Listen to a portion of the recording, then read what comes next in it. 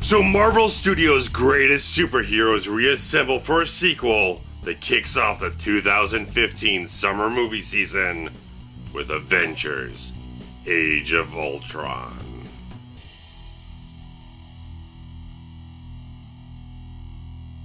Following an assault on the last apparent S.H.I.E.L.D. Hydra stronghold in Eastern Europe, the Avengers finally reobtain Loki's scepter for it to be returned to Asgard.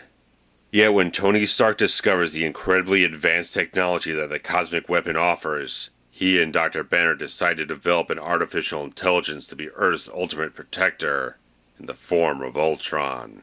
However, their idealistic ambitions take a dark turn when Ultron decides that humanity's only salvation is through near extinction. Soon Ultron's plan begins to take shape while the heroes are shaken and fractured by the robotic villain's powerful new allies, Quicksilver and the Scarlet Witch. Thus, as new allies of their own emerge, Earth's mightiest heroes are put to the ultimate test, as the fate of all humanity hangs in the balance. So Avengers: Age of Ultron is the 11th film in the Marvel Studios film franchise continuity, and sort of the pinnacle of Phase 2, where Marvel's kind of saying that Ant-Man is kind of the final chapter of that, but a lot of people are going to view this as pretty much the climax of what Phase 2 is, and Phase 2 overall just hasn't quite connected with me. That I really enjoyed Captain America: The Winter Soldier. I thought that was the high watermark pretty much of everything that they've done.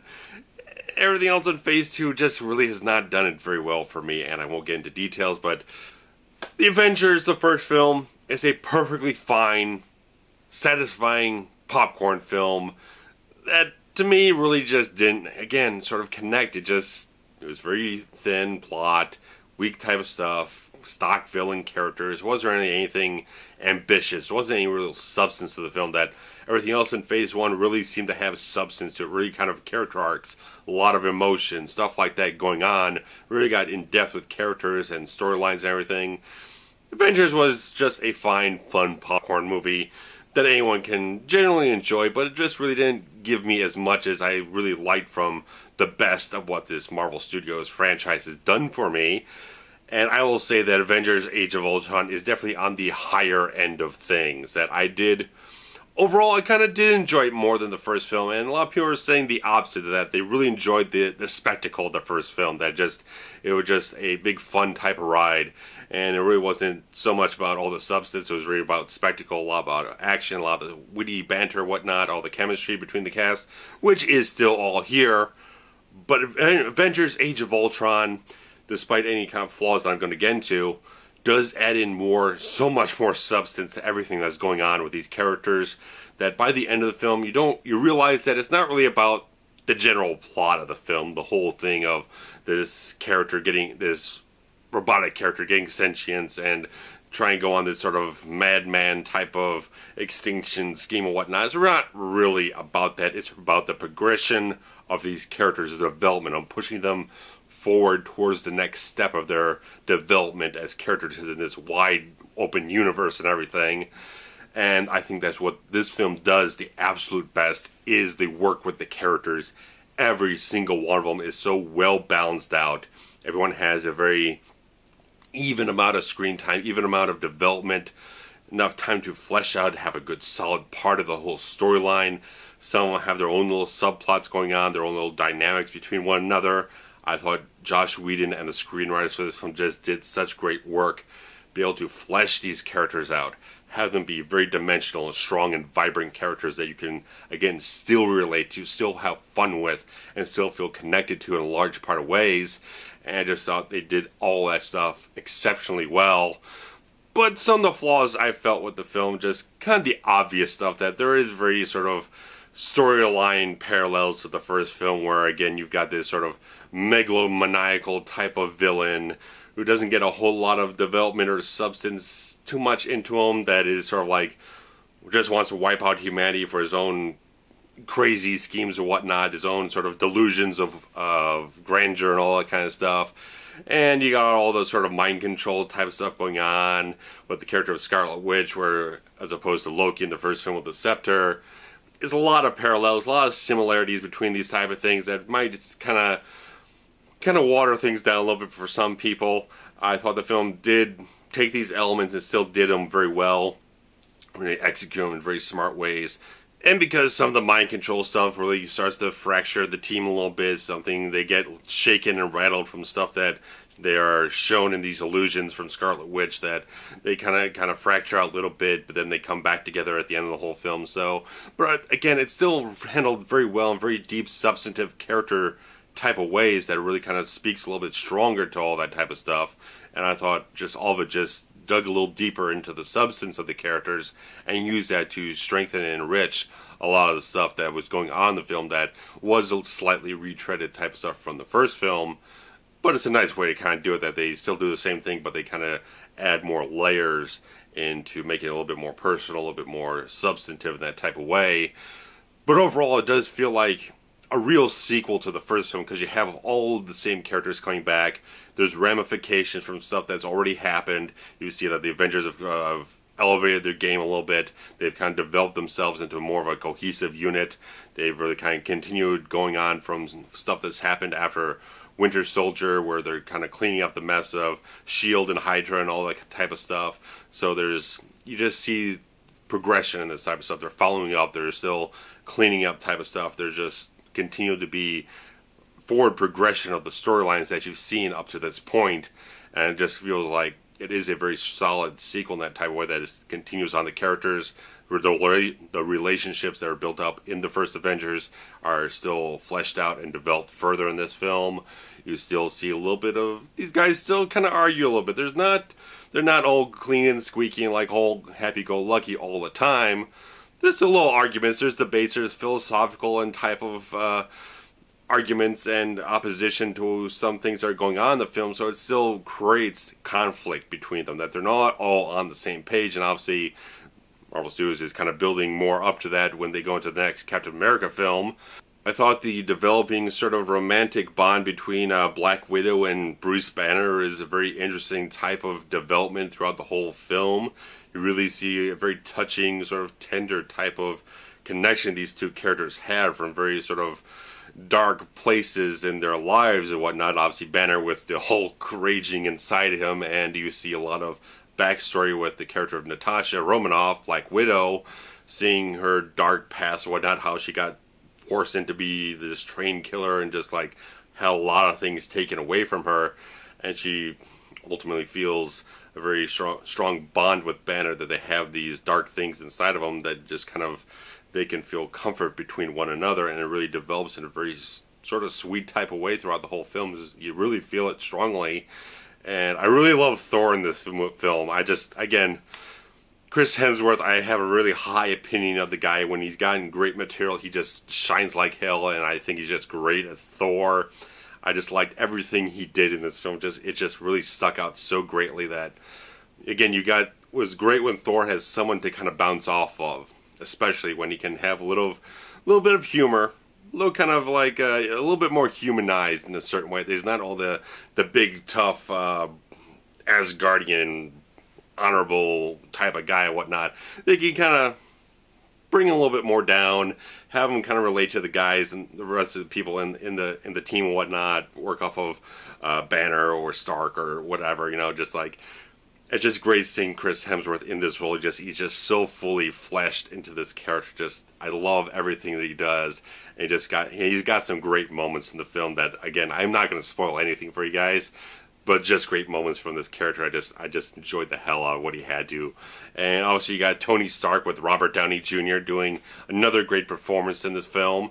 And Tony Stark definitely goes on not so much of an arc, but he just has that sort of storyline here that I'm sure is going to feed a lot more when you get to Infinity War Part 1 and 2 in a few years, that he definitely gets this Scarlet Witch gets into his head and he sees this dark vision and whatnot, so it motivates him to push forward with making Ultron, and that's when things go haywire and goes off the deep end. And just an interesting type of storyline to wrap this character up in after you saw at the end of the first Avengers and all this type of stuff that he's going through, that you really see this guy, he just feels like there's eventually going to be a threat that the Avengers themselves cannot suffer. They cannot stave off this type of threat. They see something that's going to be much larger out there that they cannot handle, and he wants to create some sort of defense that is greater than any of them. And that's when his ambition exceeds what his ability to control actually develops into, and it's just a really good storyline in that type of way for the character that I'm sure is going to progress and develop in the next couple of films.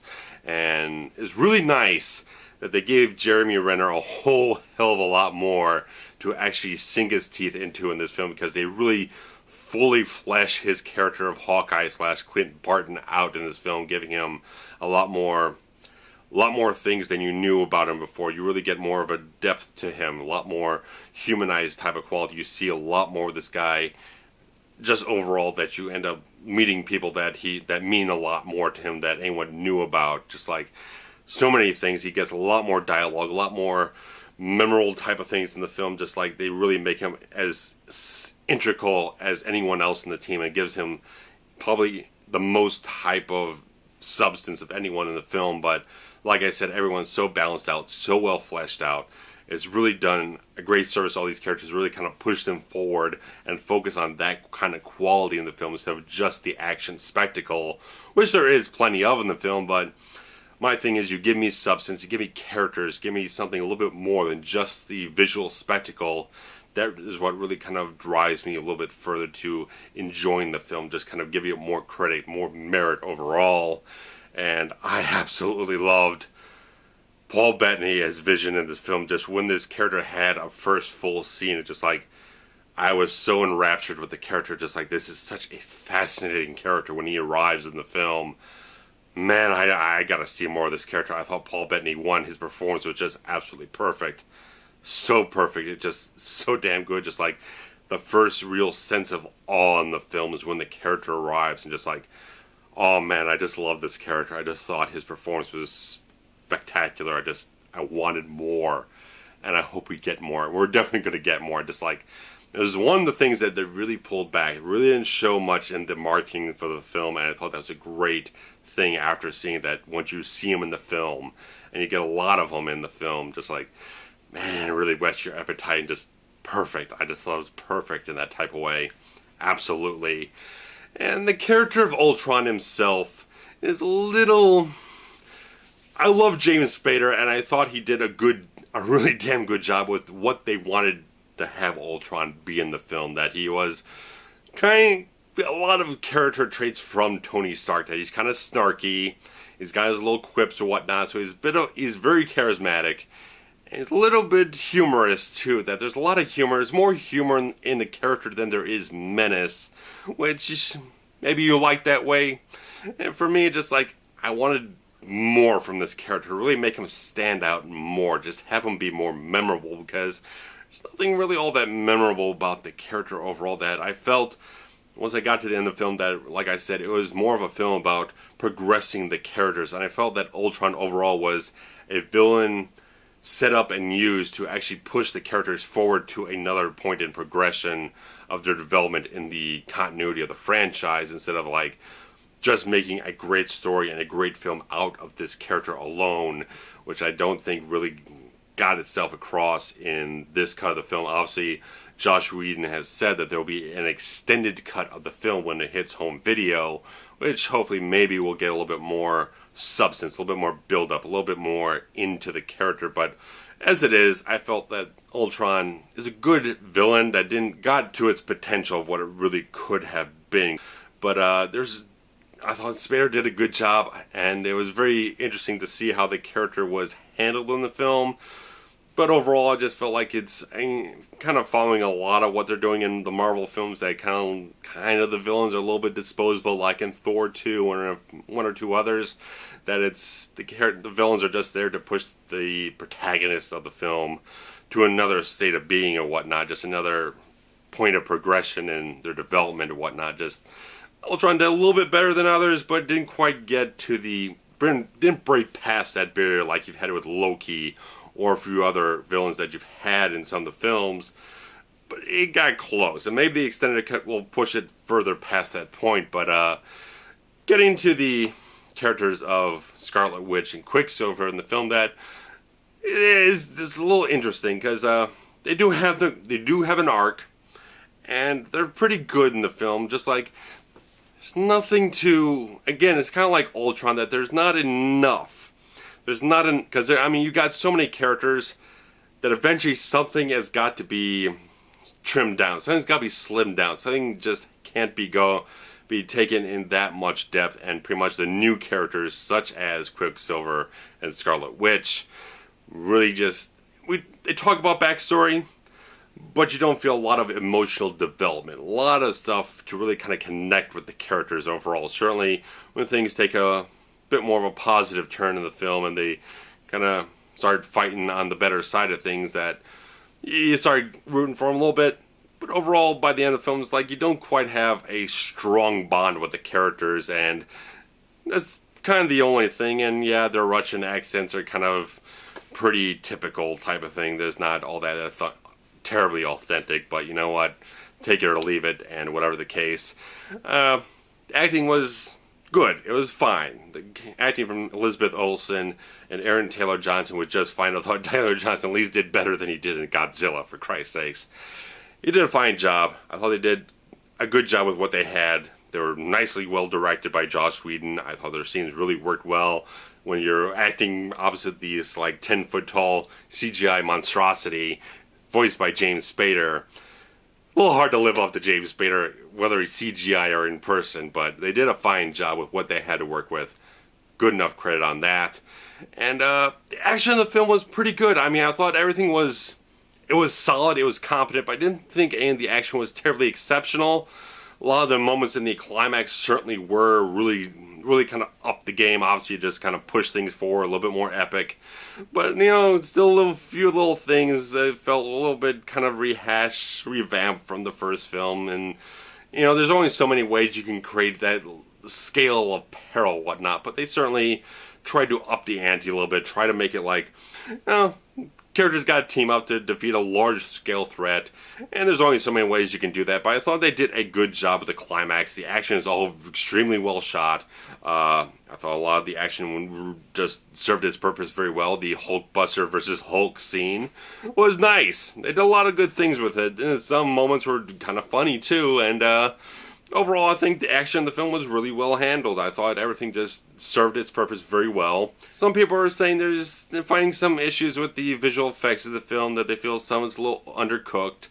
Me, nothing stood out for me. I thought everything just worked just fine. I liked how they got a lot more into the face of the Hulk in this film, that you really saw the emotion in the face of the Hulk. And obviously there's a lot of motion capture from Mark Ruffalo, who again does a great job in the film with all he has to work with. I liked how the film continued to have those great moments of humor and exceptional chemistry in the film. That I also liked that they brought in little kind of side characters and whatnot. You got War Machine back, you got a scene with Anthony Mackie as Falcon, and Nick Fury returns. So I just like that they're acknowledging that. They're bringing little characters in to kind of fill in little points in the plot, or just add them to the scene and whatnot, to just kind of, just a little bit of something here and there that just kind of shows that it's a little bit more expansive at this point. And it was nice seeing those moments. I just thought the humor was really well done, that it didn't undercut the drama like I felt some other films in Phase 2 have done, that they've used comedy extraneously and a little overdone, that they kind of didn't use it strategically to kind of let the drama play out and then kind of add a humorous beat at a certain point where it would kind of bring the tone back, a little bit more of a fun type of thing. So a lot of films in the Phase 2 I felt have just kind of gone on too long with the comedy and just kind of went for comedy when they should have gone for drama to build up a little bit more character or whatnot. I thought Joss Whedon just hits all those beats just perfectly, that he's done that sort of thing for an extremely long period of time with a lot of ensemble casts, and he does it so perfectly in this film. I had no problem with it at all. Some people are having little problems that they felt some of it was a little uneven, maybe whatnot, but I thought everything was just right on the right money. I had a lot of fun with a lot of the humor in the film. I just enjoyed it a lot. The action, again, like I said, had a good time with it. I thought everything was well done. I thought Avengers Age of Ultron was a nice sequel. I'd definitely say I would want to watch it again. Don't know if I'll see it in the theater again, but I would definitely want to watch it again. I thought there was a lot of good stuff. Some great moments. There's some moments in this film I'd like to discuss that I thought were absolutely fantastic. Some great moments in this film. I thought there's a lot of high points that just like it really got me really good. But overall the film was kind of just okay. I thought it was fine. I thought the film was fine, especially with the year I've had so far. With the vast majority of the films I've seen this year have been just shit. There's so many films I've seen. I haven't seen a whole bunch. I've seen like maybe 6 movies in the theater, and 4 of them have been just complete fucking shit to me. And it's just like I said before this film, even if this film is just okay, it'll be the best thing I've seen. I'll be so happy. And I am. I'm satisfied with Avengers Age of Ultron. I thought it was a nice film. That sounds like almost a detriment, but it's like, this is a good, satisfying movie to really kind of start off the summer movie season on a good foot. There's a lot of great characters, a lot of great humor, action, everything you'd want. It really is here. And you get, I just like, again, before I go rambling on and whatnot, but the fact that it developed all the characters very well in a storyline that wasn't gonna have a lot of substance overall, except for the character of Stark and a few little arguments here and there. They really took the time to take the lulls in the story and the action and use them to develop the characters overall, and they used a lot of the elements from the main plot to kind of weave into the deeper seated type of things within the psyches of the characters. So I thought a lot of things were very well executed, well conceived. So I thought it's a good movie. It's a good movie. I definitely recommend it. Go see it. You'll have a fun time. If you really want a fun time and the year has been somewhat shitty to you already, you'll have a fun time. And that's the least you can ask for. And I think it's just a good movie. And from what I've heard, there is no final after credit scene. Like after all the end credits are done, there is no additional scene. Joss Whedon has come out, Marvel's come out saying there is not a scene at the extreme end of the film, but there is one mid-credits. That is just a setup for Infinity War Part 1 and 2, but it's necessary. And if you have not, I don't know who's not going to see it, but if you've seen Avengers Age of Ultron, post your comments below. Tell me what you enjoyed about the film, if you did enjoy it. If you didn't, certainly tell me why you didn't enjoy it. But if you did, what was your favorite character in the whole pantheon of this film? Because there's plenty of them to choose from.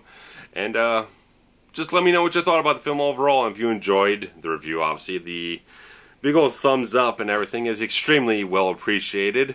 And sharing the links around especially is also appreciated to get more people who else is interested in the film. But if you want to get people more interested in Forever Cinematic movie reviews and RavensFilm Productions in general, definitely share the stuff around.